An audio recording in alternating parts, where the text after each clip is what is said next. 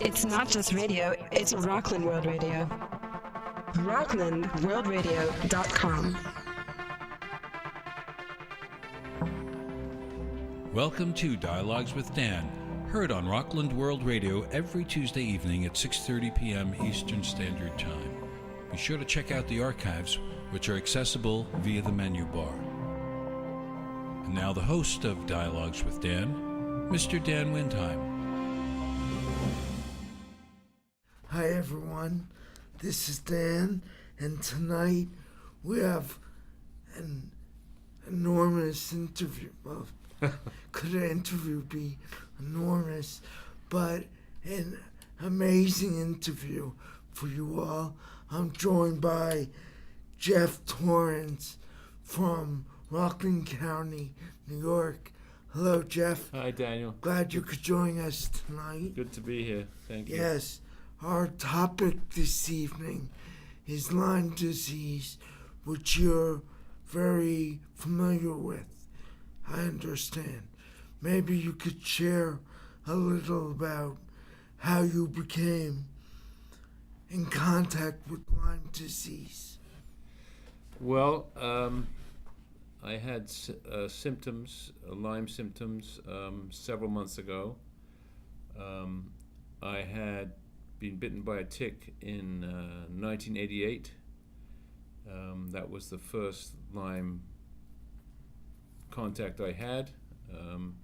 I was treated with antibiotics immediately by the doctor, tetracycline, and I've been fine since then. About late summer of last year, I started getting some very strange symptoms. Well, maybe we could start with how did Lyme exhibit itself at first?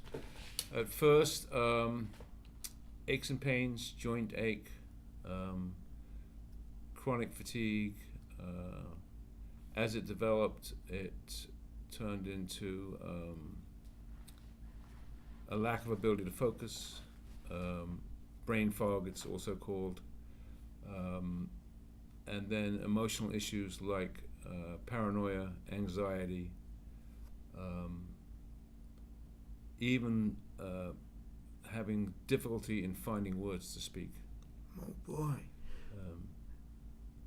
And I basically all my life been a pretty happy person. I haven't had emotional issues like these. The thing is with Lyme, if you do have an issue, either physical or emotional, it can enlarge it to a great degree. So if you have an existing condition, it just makes it worse. Yes. And how did this, in what way how did it affect you that it got worse? What was it? After a while, the physical symptoms are the least of your worries. When you have neurological Lyme, it's actually a swelling of the brain, and you can't think straight. You make bad decisions. You can't focus. You have extreme fatigue, like inexplainable. In the middle of the day, you just want to fall over. You want to go to bed. So it's quite debilitating. It has ruined a lot of people's lives, and especially where they haven't understood or been misdiagnosed, which happens a lot because it does mimic so many other conditions. Yes. You see, the Lyme tick, the tick itself is not the problem. The tick is infected with bacteria and funguses from other animals. Oh, so it actually gets the Lyme from other animals. Yeah, it's a carrier, basically. Doesn't have Lyme. It's something it's caught.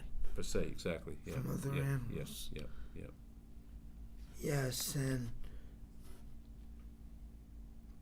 maybe I imagine there are tests the doctors give you. Yes. Like you hear about the bullseye, but it's a lot more than that. Yes, the bullseye is no longer valid. You can get Lyme disease without a bullseye. There are Lyme ticks that are a quarter of an inch long. There are Lyme ticks that are smaller than a pinhead. And that Lyme with a pinhead could land on your body. You could barely even see it. There's no bullseye. They say between 1 and 30 days you get a bullseye. You don't have to get a bullseye. Right. And you can get you can get an infection. I see. Yeah. And maybe you could mention some of the tests they might give you. Right. To say, okay, you have Lyme. Yes. Or you don't have Lyme. Yes. Well, there are blood tests. They're not accurate. There's one company, and you could probably go to Lyme.org and find this company in Los Angeles that has an accurate test for Lyme-related conditions, diseases. I personally have only used alternative medicine, and I've been tested that way. Yes. So what would you recommend to anyone watching if they think, hey, I might have Lyme? What should they do? Should they go to their doctors? Should they look on the internet? Should they what have you? The first thing I would do, and the first thing I did, was to seek out local practitioners where I live in Rockland County. And in particular, I've been using alternative medicine for the last 25 years, so I've already in that loop. And one of my doctors, Dr. Gregory in New City, who's a alternative healer, a very smart man, and my MD told me he's the best diagnostician in Rockland County, bar none. Wow. And he's a kinesiologist, and he tested me for Lyme, and I can't tell you how, but he found that I had 3 different bacteria in my body that were Lyme related. Oh boy. So that being said, there are other people in this area, and in every area. There's doctors in New York City that understand this condition, that know how to treat it with herbs and natural antibiotics, which can be just as powerful or more powerful than chemical antibiotics. Yes. And you can get healed, Excellent. Yeah. When you say healed, I mean, Lyme is a lot more than just the physical ailment. Yes. Doesn't it go a lot deeper, psychological? Absolutely. And you said alternative medicines. What are some alternative methodologies that they use? American herbs, Chinese herbs, Ayurvedic herbs, and these traditions have been around for a very long time. And you take them just like you would an antibiotic program. You take them 3 times a day for 3 weeks. Yes. And then you go back and get tested again to see if you're free. But the unfortunate thing about Lyme is you never really get rid of it. How so? Because it lays dormant in your system. And there's cellular debris from the bacteria and the fungus, because you can also get a fungus infection from Lyme. Yeah. So the number one, statistically, if you go to Lyme.org, the number one healing aspect of Lyme is natural. Antibiotics are down the list somewhere, like number 9 and number 10. Really? Wow. Yeah. So it really is, the most important thing is to take care of your immune system. Because if you have a weak or compromised immune system, you're not eating healthy, you're not exercising, you're not in good physical shape, the Lyme will affect you far worse and has the ability to come back, That sounds like a nice shit sandwich. Huh? Yeah, exactly. Yeah. Yeah. Yeah.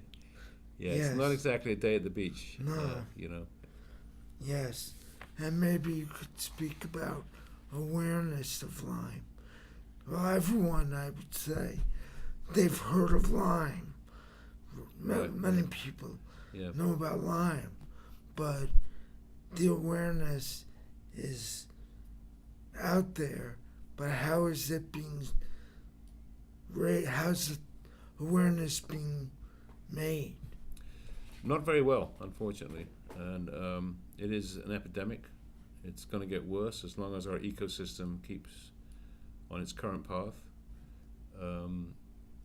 The powers to be, the AMA and the CDC and Big Farm really don't care because there's no money to be made. You can't go and have, open heart surgery for Lyme. You can't have some incredibly expensive Lyme drug because it doesn't exist. And I don't know if that's the real reason why there is no awareness in terms of big media, because there isn't. It's pretty much everything is underground, and it's pretty much a very bad situation because of that. There should be far more awareness. Sure. And to answer your question, there isn't enough. There is not nearly enough. So it sounds like this is a personal disease. It's like you said, it's not out there. Right. I mean, it's personal. Yeah, I mean, it's not people aren't dying. People have died from it. People aren't dying. It's not like a priority. Heart disease in America is huge. Diabetes is huge. Cancer is huge. Lyme is down here somewhere, and there's no money to be made. So it doesn't get the publicity that it should get unless you start looking at people like Alec Baldwin had very bad Lyme. Yes. Daryl Hall from Hall & Oates had very bad Lyme. Shania Twain, the singer, lost her voice completely from Lyme. And do these people, do they talk about it? Yeah, they do. Do they say, yeah, Lyme is for real? Yeah, you can. Ben Stiller had very bad Lyme. So you can go online and Google celebrities with Lyme, and you can read their stories, and some of them are pretty bad in terms of breaking up marriages, ending careers. It's a very, very tough disease if you're a partner in it. If you have a partner, your wife or your partner, it's a very hard thing to understand because the emotional elements far outweigh the physical elements. In the case of neuro Lyme, in the case of physical Lyme, it's very unpleasant, So you're sick. Basically, you're sick, Yeah. And it's there. Yeah, it's there. It never goes away. Yeah.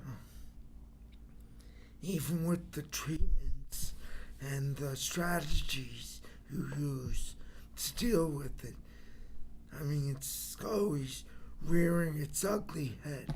Well, in the back of your mind, when you have a symptom, oh no, do I have it again? Have I got it? Did it come back? Yes. And I'm about to get tested again because you just don't know. I mean, you could have some emotional things going on in your life that you're not feeling good about. But is that exasperated by the fact that maybe it came back? I don't know. You know what I'm saying? That's the element of doubt. That's really a lot to deal with. Yep. Yes, so Geoff, maybe you could speak about some myths and facts. I mean, you mentioned about the bullseye. Yeah. That's not a tell-all. No. But other myths or facts you could share? Well, the bullseye is a total myth. You can get Lyme without a bullseye. You can get neurological Lyme and not even realize that you have neurological Lyme. You just think you're going crazy. You're going into a depressive state, an anxious state. The big myth really is nobody's doing anything about it. That's the real problem. It's just laying there, and people are dealing with it. And thanks to organizations like Lyme.org, they're getting the information out there. They're getting the statistics out there. They're getting the feedback out there. One of the myths may be that Lyme comes from deer. It doesn't. Lyme comes from rodents, small animals, chipmunks, field mice, groundhogs. That because of the lack of predators in the wild and the Northeast and the upper Midwest have more forestation now than they did since colonial times, but it's not really wild. It's if you like, suburban forest. It's people are living there. There's houses around it. There are no cougars. There are no wolves. So, and there's no foxes. So these little mammals that have the real toxic Lyme bacteria are passing that on to the deer. Yes. So the deer becomes another carrier. The deer's getting blamed for it, but they're really not the source of the problem. Right. So that's a big myth in my mind. So these foxes, and now I read in the New York Times about this coy wolf, which is a wolf that is half wolf, a third wolf, a third dog, and a third coyote. Oh boy, yes. Yeah, so it's killing the foxes. It's not killing the rodents, it's killing the foxes, and the foxes are the one that kill the rodents. So it's and again, you can't prove this. It's kind of common sense, but it's not really wild out there. It's suburban wild. You know what I mean? And there's an interesting sidebar to this that I thought was quite interesting. And we have an overpopulation of deer. They're everywhere. Okay, they're carrying these toxic bacteria, fungus-infested Lyme ticks, but they're also causing about 21,000 injuries per year in car accidents. Oh, yes. About 155 deaths to 200 deaths a year in the United States from deer, people hitting deer, and $2.13 billion in insurance claims. So if you solve the ecosystem, maybe you solve all these people getting killed and all this waste of money on car insurance. That, No. So just a sidebar. Deer don't get you when you're driving. They'll get you with the ticks. They'll get you in the end. Yeah. So thank you, deer. When they bite your butt. Thank you, deer. I love you, deer. Yeah. Right, dearie? Yeah. Yes. Crazy stuff, right? Oh, it sure is. Yeah, Geoff. Are there, like, the long-term effects? Have there been case studies about Lyme disease?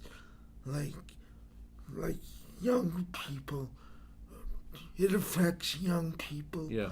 Middle age and older. Yes. Yeah. But are there, like, case studies of long-term effects? Not that I've read. I personally experienced it from one of my employees that worked for me for 12 years in my construction business that had very bad Lyme disease, and over a period of years, after about I think 9 years, I had to fire him because he had no retention memory-wise. We would have a conversation or a meeting about something we were building, and he would call me 5 minutes later and said, "What did you say?" So he was making mistakes that were getting quite expensive, and we were very good friends, but he obviously had a condition that was preventing him from functioning as a skilled and a very skilled, highly skilled carpenter. He couldn't function. I later hired him back about 3 years later when he'd been on a 1-month IV drip and bacterial drip and claimed he was healed. I don't think you ever fully recover when you've had Lyme for 12, 14, 15 years on and off. I think it does take a toll on your whole system. I could see that it does. Yeah, the scary thing to me is now that the babies are being born with Lyme. Oh, that's important thing. Yeah. Talk about that, please. Yeah, and I just read about this on Lyme.org, how a mother had Lyme disease, was bitten by a tick, didn't know she had it, and the baby was born with Lyme disease, and they had extremely unhealthy childhood years with depleted immune systems, autoimmune disorders, malnourishment, bloated stomach, celiac disease, and crossed eyes, headaches, back pain, night sweats, seizures. So the symptoms for an adult with Lyme are really far worse with a baby, because the baby's just born into this earth, and the mother didn't know.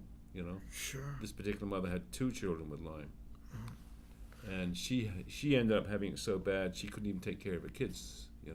Somebody in the family had to come in and help the children out. Yeah, I think you mentioned that Lyme could travel through semen.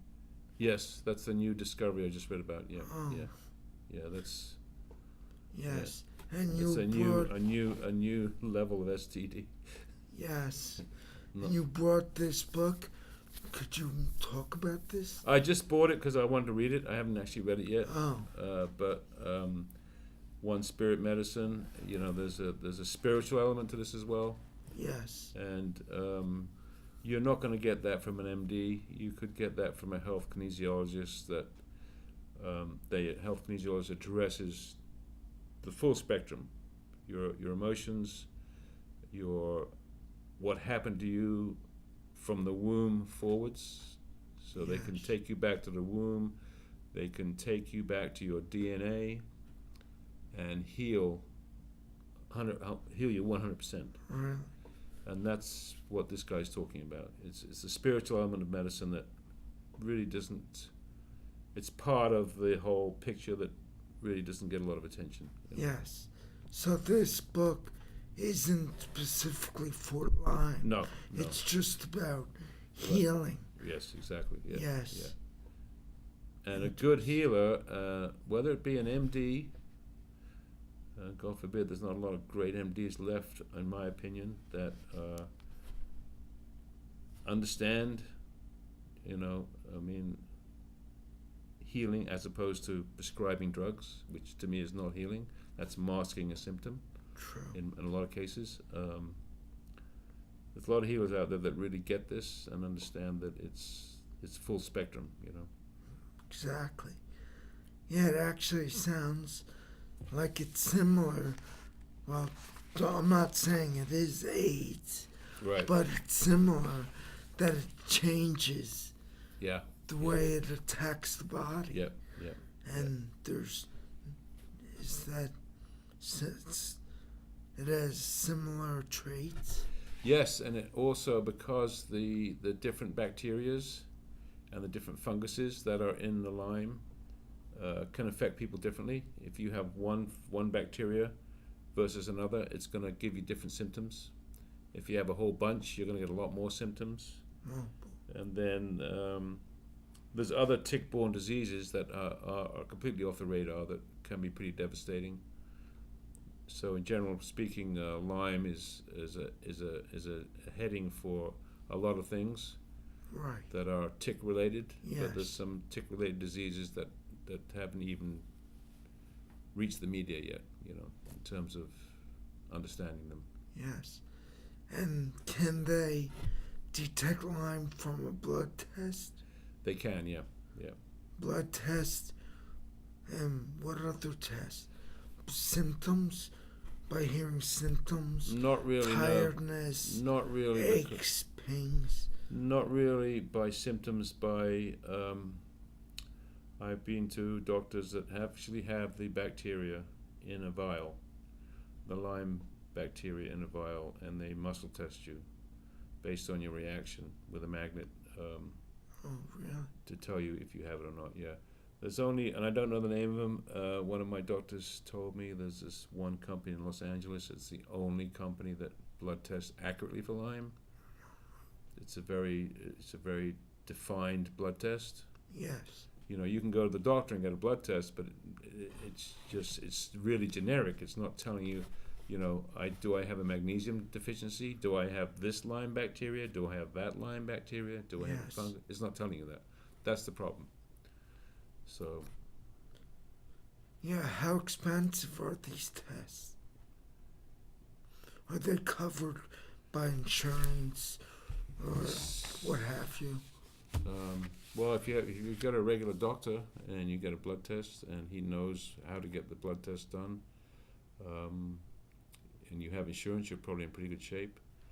A lot of alternative healers are covered by insurance. Generally speaking, they're not that expensive.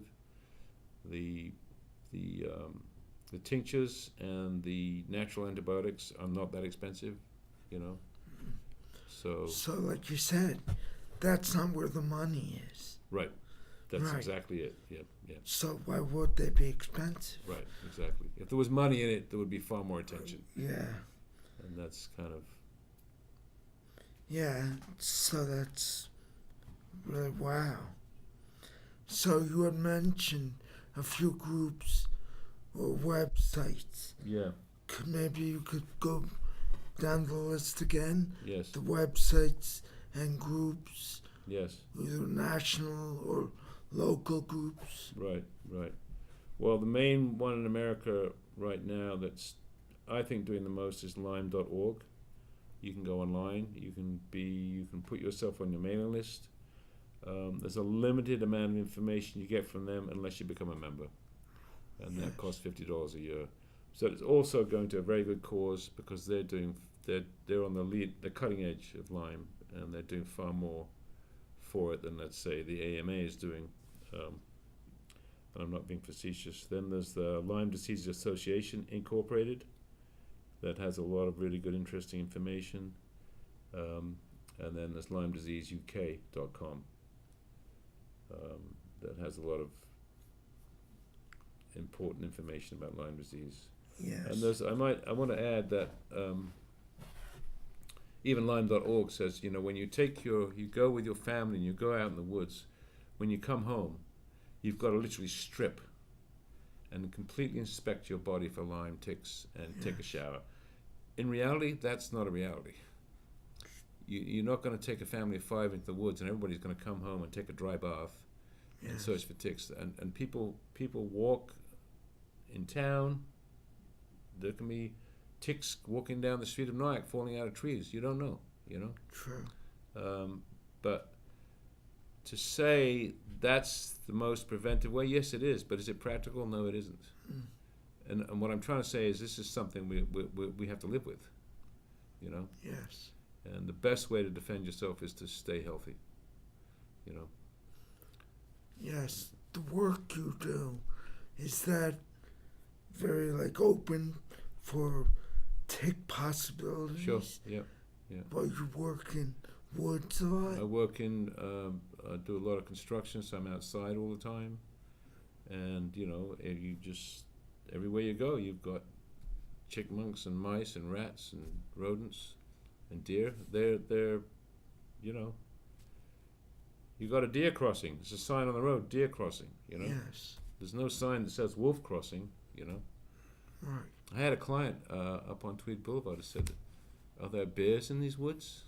And I said, of course there are. Yes. There's bears everywhere. Yeah. You know, That old joke. yeah. But, you know, the funny thing is, it's like we have such a fear of these animals, but really they belong here just as much as we do.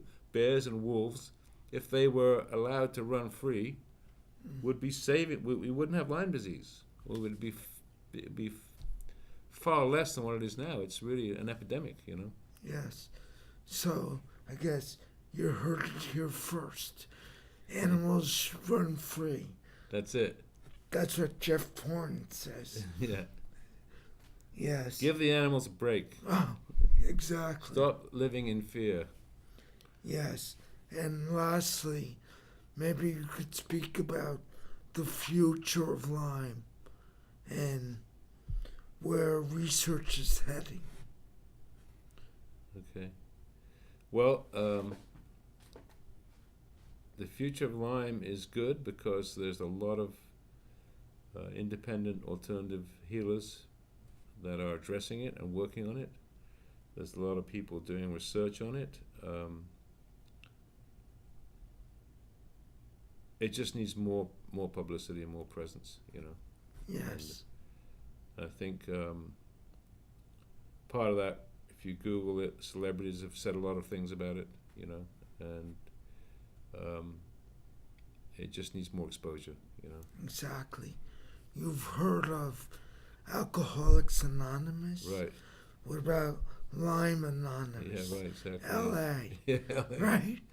Let's go to L.A. Let's go to L.A. Yes. For coffee and a cigarette. Yeah, right.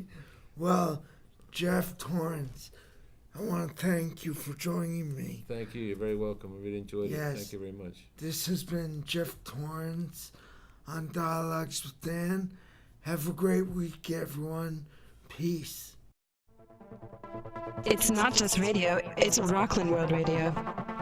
RocklandWorldRadio.com.